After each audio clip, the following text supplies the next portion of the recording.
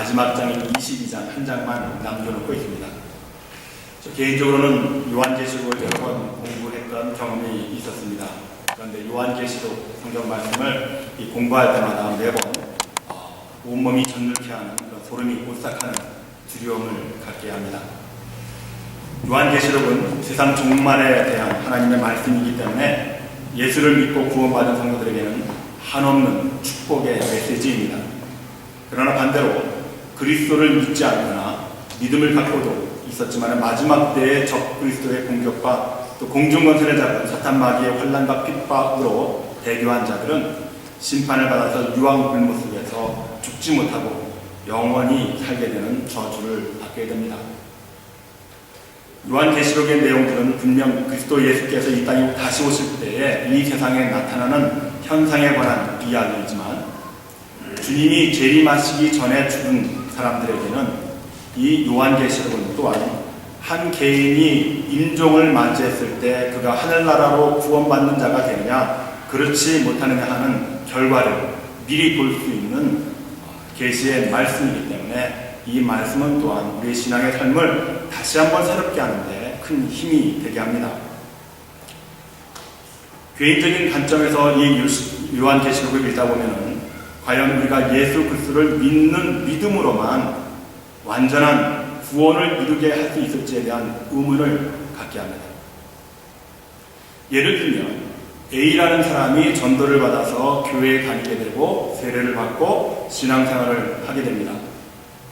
그리고 성경을 공부하면서 구원은 예수를 믿는 믿음으로 이루어진다고 배웠기 때문에 그분이 나는 예수를 나의 구주로 영접했습니다 라고 고백했습니다. 그래서 그분은 그의 믿음의 고백에 따라서 구원을 받았습니다. 그런데 요한계시록에서 보여주고 있는 마지막 때에 나타나는 현상은 과연 이 같은 믿음으로 구원받은 사람들의 믿음과 신앙을 이 혹독한 혼란과 핍박 속에서 견딜 수 있겠느냐라고 하는 입장에서는 의문을 가질 수밖에 없다는 것입니다.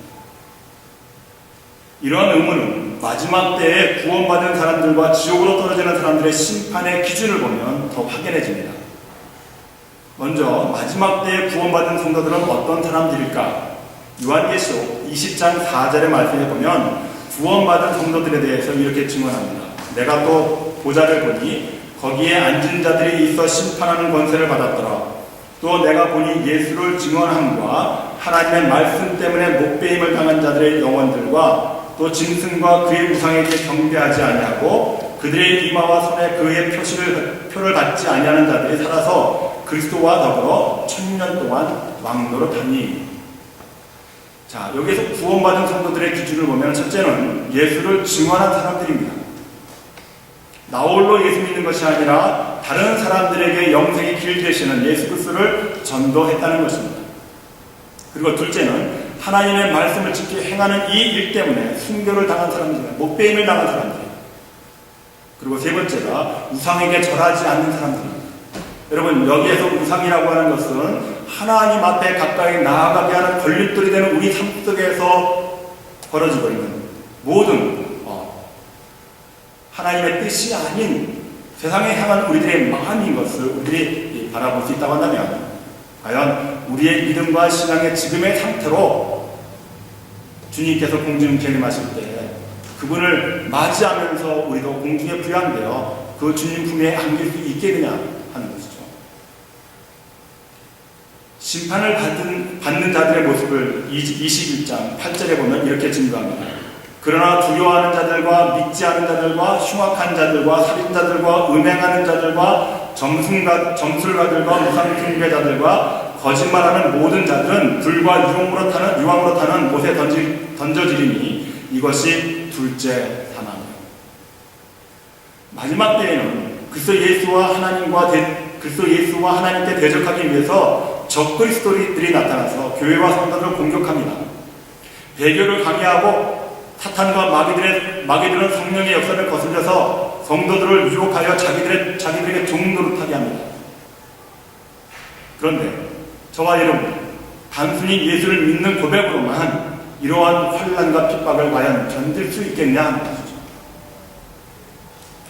어떤 분들은 이러한 요한계시록의 이야기가 초대교회 성도들이 당하는 환난과 고통을 이기게 하느라고 쓰여진 이야기인데 그게 왜 우리에게도 적용됩니까? 그렇게 질문하시는 분도 계실 줄 모르겠습니다. 맞습니다. 하나님께서는 사도 요한에게 요한계시록을 쓰게 하신 목적이 그 종들에게 보이시기 위함이었다고 1장에서 우리에게 그렇게 말씀해 주고 있습니다. 그런데 이 요한은 하나님께서 보여주신 이 계시를 그대로 기록하여서 소아시아의 7교회에 보냈습니다. 그러므로 하나님의 종들은 소아시아의 7교회와 하나님의 종들인 7교회의 성도들인 것을 우리는 분명히 알 수 있습니다. 그런데 성경에서 그의 종, 하나님의 종에 대한 표현은 만왕의 왕 되시는 예수 그리스도를 섬기는 그들의 백성인 것을 의미하고 있습니다. 그러므로 사도 요한이 기록한 이 계시록은 요한의 입장에서는 이 서신의 수신자는 분명히 소아시아에 흩어져 있는 7교회와 그 교회를 섬기고 있는 하나님의 종 소아시아의 성도들인 것을 우리는 보게 됩니다. 그러나 또 한편으로는 하나님께서는 사도 요한에게 이 말씀을 기록하게 함으로 이 땅에 마지막 때에 나타나게 될 징조와 심판을 쓰게 하신 하나님의 입장에서는 하나님의 나라의 모든 백성인 것을 우리는 또한 알게 되는 것이죠. 그래서 요한도 계시록 1장 3절에서 이렇게 기록하고 있습니다. 이 예언의 말씀을 읽는 자와 듣는 자와 그 가운데서 기록한 것을 지키는 자는 복이 있나니 때가 가까웁니다. 이 서신은 그 당시에 7교회 소아시아에 흩어져 있는 7교회와 성도들뿐만 아니라 오늘 우리도 또한 이 서신을 읽고 듣고 있습니다. 뿐만 아니라 그때가 더 가까이 왔기 때문에 그때가 이루어지지 않았기 때문에 이 말씀은 예수 그리스도를 믿고 하나님의 종된 그의 백성들 저와 여러분들이 이 시대를 살아가고 있는 우리 모두도 포함되고 있다는 사실을 우리는 깨닫게 되는 것이죠. 그러므로 이 계시를 받아서 읽고 중요한 것은 지키는 자에게 복이 있다는 겁니다. 그러므로 저와 여러분들이 완전한 구원에 이르기 위해서는 그리스도 예수를 믿는 믿음도 중요하지만 그 믿음을 어떠한 위협과 핍박과 유혹 속에서도 능히 이길 수 있는 단단한 든든한 믿음이 더 중요한 것이죠. 오늘 본문 말씀 속에서 14만 4천이라고 하는 숫자가 나옵니다. 그런데 그들의 이마에 어린 양의 이름과 아버지의 이름이 기록되어 있다고 있습니다. 성경에서 아버지의 이름은 하나님의 성품을 의미합니다. 그러므로 어린 양의 이름은 이마에 새겨진 어린 양의 이름은 예수께서 이 땅에 사실 때 아버지의 계명을 온전히 지킨 거룩한 성품을 이야기하고 있는 겁니다.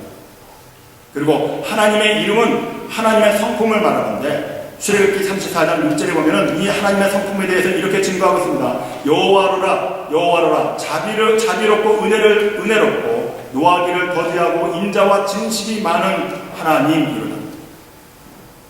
그러므로 이들 14만 4천 명 그 이마에 어린 양 그리고 어린 양 예수 그리스도의 이름과 하나님 아버지의 이름이 기록되어 있다고 하는 것은 예수님께서 이 땅에 사시면서 하나님 아버지의 계명을 순종하며 지켜 행하였던 그 성품과 하나님의 성품을 본받아서 이 땅에 살면서 자비롭고 은혜롭고 노하기를 더디하고 인자와 진실로 살았던 그 사람들을 말하고 있는 것입니다. 그래서 이들은 예수께서 항상 마음속에 임재하는 경험을 하고 하나님의 은혜와 능력으로 죄를 이기고 사단의 모든 공격과 시험에 통과한 사람들인 것을 우리는 알게 되는 것이죠. 이 마지막 시대에서 구속함을 입은 마지막 성도들이 하나님의 보좌 앞에서 새 노래를 부릅니다. 3절의 말씀에 보니까 그들이 보좌 앞과 내 생물과 장로들 앞에서 새 노래를 부르니 땅에서 속량함을 받은 14만 4천 밖에는 능히 이 노래를 배울 자가 없더라. 이 노래를 배울 자들은 이 노래를 부를 수 있는 자들은 단지 14만 4천에 한한다는 겁니다. 그들밖에 없다는 겁니다. 왜 그럴까요? 그들이 통과한 경험과 환란이 과거에는 상상할 수 없었던 정말 엄청난 환란과 핍박의 경험들이었기 때문에 이 경험을 하지 않고는 이 노래를 부를 수 없다고 하는 것입니다. 이들은 짐승의 표와 환난을 믿음으로 이긴 자이들이기 때문에 그들만의 경험을 노래할 수밖에 없는 것이죠. 이 세상을 살면서 극심한 환난 가운데 살아가는 사람들이 살아가는 경험과 편안하고 보장되어 있는 안락한 삶 속에서 살았던 사람들과의 경험은 다를 수밖에 없는 것이죠. 편안하게 그저 안주하는 삶 속에서 신앙생활했던 사람들이 부르는 찬양과 그들이 드리는 기도의 정도와 내 인생의 삶 속에서 혼란과 고통을 경험하면서 그들이 부르는 찬양과 기도는 전적인 질적인 차이가 있다고 하는 것을 우리에게 보여주고 있는 것이죠. 그들만이 경험했던 혼란과 핍박이었기 때문에 그들만이 부를 수 있는 새 노래, 이 부르는 사람들에 대해서 4절과 5절 말씀이 이렇게 증거하고 있습니다. 그 사람들은 어떤 사람들인가? 이 사람들은 여자와 더불어 더럽히지 아니하고 순결한 자라, 어린 양이 어디로 인도하든지 따라가는 자며, 사람 가운데서 순양함을 받아 처음 익은 열매로 하나님과 어린 양에게 속한 자들이니 그 입에는 거짓말이 없고 흠이 없는 자이더라. 이 사람들의 특징 가운데 하나가, 이 사람들은 여자로 더불어 더럽히지 않은 자들이라고 표현하고 있습니다. 이것은 상징적인 의미입니다. 거짓 선지자들의 가르침에 빠지지 않고 참된 하나님의 진리의 말씀에 충성하는 그러한 상태, 그것을 처녀의 순결한 정절을 지켰던 사람으로 묘사하고 있는 것입니다. 즉, 다시 오실 영적인 신랑을 맞이하기 위해서 나의 몸과 마음을 깨끗하게 보존하여서 주님 오시는 그날 우리는 정결한 신부와 같이 그분을 예비하고 준비했던 사람들입니다. 두 번째, 그들은 어린 양이 어디로 인도하든지 따라가는 자들이라고 했습니다. 곧 자기를 부인하고 자기 십자가를 지고 주님을 따라가는 백성들입니다. 예수 그리스도께서 평탄한 길을 마다하지 아니하시고 왜 십자가 고난의 길을 선택하셨습니까? 예수님께서는 제자들에게 마태복음 5장 11절과 12절에서 분명히 가르치셨습니다. 나로 말미암아 너희를 욕하고 박해하고 거짓으로 너희를 거슬려 모든 악한 말을 할 때에는 너희에게 복이 있나니 기뻐하고 즐거워하라. 하늘에서 너희의 상이 큽니다. 너희 전에 있던 선지자들도 이같이 박해하였느니라.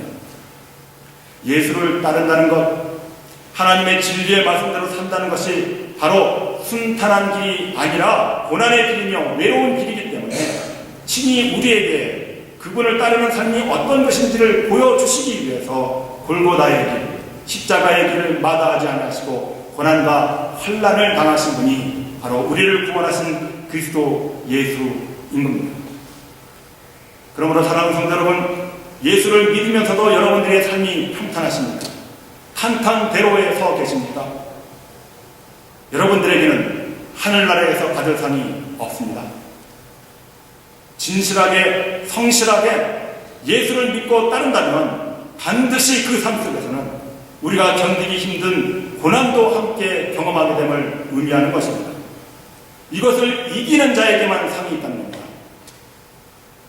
그러므로 저와 여러분들이 주님 재림하실 그날까지 저와 여러분들이 마음 가운데 품고 살아야 할 이 계명은 우리의 삶 속에는 결코 순탄하거나 평탄한 일이 없다는 겁니다. 그러나 그 안에서 순탄하지 못하고 평탄하지 못한 그 길 속에서 오직 우리를 구원하셔서 우리에게 상을 주시는 그리스도 예수를 바라보면서 오늘 시대에 당하고 있는 저와 여러분들의 환난과 어려움들을 이겨나갈 수 있는 진실한 신앙인들이 되어주시는 여러분들이 되시기를 바랍니다. 14만 4천에 대한 또 한 가지 중요한 모습은 그들은 처음 익은 열매로 하나님과 어린 양에게 속한 자들이라는 겁니다. 구약에서 이스라엘 백성들은 추수할 시기에 이르면 먼저 첫 열매를 거두어서 성소에 갖다 바칩니다. 그리고 나서야 드디어 추수를 시작할 수 있습니다. 대제사장이 밭에 들어가서 손으로 제일 먼저 잘 익은 첫 열매 이삭들을 거두어서 한 묶음으로 묶어서 첫 열매를 하나님께 드렸습니다. 그러므로 첫 열매는 이제 곧 있을 큰 추수에 대한 대표이며 상징입니다. 첫 열매가 준비되지 않고는 추수할 길이 없습니다. 그렇다면 여기에 나타난 14만 4천은 어떤 사람들을 상징하기 위한 첫 열매입니까? 그들은 살아서 승천할 첫 열매입니다. 예수님의 부활은 죽어서 부활할 자들에 대한 첫 열매이며 상징입니다. 그러나 성경에는 에녹과 엘리야가 죽음을 보지 않고도 살아서 승천했습니다. 바로 이 14만 4천이 마지막 시대에 살아있다가 죽음을 맛보지 아니하고 승천할 자들에 대한 첫 열매인 것입니다. 그들이 사람 가운데에서 속량함을 받았다고 말한 것이 바로 이들이 마지막 때에 이 땅에 살고 있는 자들 중에서 살아서 하늘로 승천하여 올라간다고 하는 의미를 내포하고 있는 것입니다. 그러므로 첫 열매는 이 땅에 살아가고 있는 사람들 중에서 가장 소중하고 가장 진실하게 하나님의 말씀에 순종하며 살면서 하나님께서 기뻐하심으로 하나님의 입장에서는 그들이야말로 이 땅에 어떠한 사람들과 바꿀 수 없는 최고의 최상의 성도인 것입니다. 마지막으로 이들은 그 입에 거짓말이 없고 흠이 없는 자들이라고 했습니다. 14만 4천은 그리스도 예수의 보혈로 깨끗게 된 자이기 때문입니다. 그 사망의 권세에 제압된 생활을 이기고 짐승의 우상들로부터 마음을 뺏기지 아니하고 하나님의 말씀이 그들의 심령 가운데 살아 역사하여서 하나님의 성품을 닮았던 사람들입니다. 사도 바울이 이 날을 예비하는 데살로니가 성도들에게 이렇게 권면합니다. 데살로니가전서 3장 13절의 말씀입니다. 너의 마음을 굳게 하시고 우리 주 예수께서 그의 모든 성도와 함께 강림하실 때에 하나님 우리 아버지 앞에서 거룩함에 흠이 없게 하시기를 원합니다. 마지막 날에 하나님께서 저와 여러분에게 원하시는 것은 하나님 앞에 거룩함에 흠이 없는 사람들이라는 겁니다. 또한 5장 23절에서도 이렇게 권면합니다. 평강의 하나님이 너희 친히 너희로 온전히 거룩하게 하시고 또 너희 온 영과 혼과 몸이 우리 주 예수 강림하실 때에 흠없게 보존되기를 원합니다. 저와 여러분들의 신앙의 삶 속에서 가장 중요한 것은 거룩한 성품을 유지하는 겁니다. 세상에 그 어떤 죄악에도 물들지 마냐고 순수하게 하나님께서 오시는 그날 신랑을 예비하여 준비하는 신부와 같이 몸과 마음을 깨끗이 하여서 여러분들의 믿음의 정조를 지키라는 겁니다. 그것이 마지막 날, 마지막 때에 성도들이 깨어서 기도해야 할 기도의 제목인 것을 믿으시는 여러분들 되셔서 철저하게 세상과 구별된 성도의 아름다운 삶을 살아가시는 여러분들이 되시길 바랍니다. 여러분들의 인생의 목표가 성도의 아름다운 주님을 믿는 자라고 한다면 이 일에 여러분들의 목숨을 걸고 지켜나가시는 여러분들이 되시길 바랍니다. 왜 여러분들 세상의 유혹에 조그만 환난과 핍박에 주저앉고 넘어지고 쓰러지고 좌절하고 그리고 하나님을 원망하고 계십니다. 이런 믿음의 상태에서는 결코 우리가 14만 4천이 부르는 그 환난을 견디고 이긴 성도의 아름다운 찬양을 부를 자격이 없다는 겁니다. 사랑하는 성도 여러분, 저와 여러분들이 만약에 예수를 믿음으로만 입술로만 고백했다고 해서 구원받는다고 생각하지 마시기를 바랍니다. 그런 아니란 생각을 지금 버리시는 여러분들이 되시길 바랍니다. 우리는 지금 아직 때가 되지 않는 세상 종말을 살아가고 있는 성도들입니다. 이때에 저와 여러분에게 필요한 것은 그리스도 예수를 믿고 그 믿음으로 따르는 행함으로 여러분들이 믿음이 더욱더 굳건하여져 가는 것입니다. 그래서 초대교회의 사도 야고보는 믿는 자들이 그 믿음을 그들의 삶 속에서 실천하지 못하자 이렇게 권면하죠. 야고보서 2장 17절입니다. 이와 같이 행함이 없는 믿음은 그 자체가 죽은 것이라. 22절에서도 계속 권면합니다. 내가 보거니와 믿음이 그의 행함과 함께 일하고 행함으로 믿음이 온전하게 되었느니라. 우리에게 구원의 확신에 대한 믿음이 있다면 그 믿음은 우리로 하여금 구원에 이르게 하는 행함으로 선한 역사를 이루게 하고 이 믿음과 행함이 잘 조화를 이루어서 구원의 완전함에 이르게 된다는 말입니다. 그래서 26절의 말씀에 영혼 없는 몸이 죽은 것 같이 행함이 없는 믿음은 죽은 것이라고 단호하게 말하고 있습니다. 그렇습니다. 온전한 믿음, 마지막 날에 주님 공중에서 부활 승천하셨던 그 모습 그대로 이 세상에 다시 재림하실 때 그 주님과 함께 공중으로 승천하는 14만 4천에 이르게 하는 길은 오직 유일한 길, 하나님의 말씀을 나의 삶 속에 나타내 보이는 행함임을 믿으시는 여러분들이 되시기를 바랍니다. 이제 주님께서 재림하셔서 처음 열매인 이 14만 4천과 함께 공중으로 승천하고 난 후에 6절의 말씀에 보면은 또 보니 다른 천사가 공중에 날아가는데 땅에 거주하는 자들 곧 모든 민족과 종족과 방언과 백성에게 전할 영원한 복음을 가르쳤더라. 마지막 남아있는 자들, 주님과 함께 공중으로 승천하지 못하는 이 땅에 남아있는 자들은 영원한 복음을 듣게 된다는 겁니다. 그리고 12절에까지 이르기까지 이 다른 천사가 전하는 영원한 복음의 내용들이 기록되어 있습니다. 여러분, 이 세 천사, 다른 천사 세 사람이 이 땅에 남아있는 자들에게 전하는 영원한 복음의 내용이 무엇인지 아십니까? 이제는 더 이상 하나님 나라에 이르는 구원함을 받을 자가 없다는 겁니다.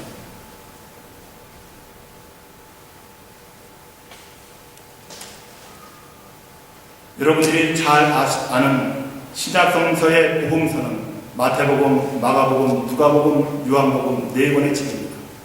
이 복음서의 내용이 뭡니까? 회개하라, 천국이 가까워 왔느니라. 주 예수를 믿으라, 그리하면 너와 내 집이 구원을 얻으리라.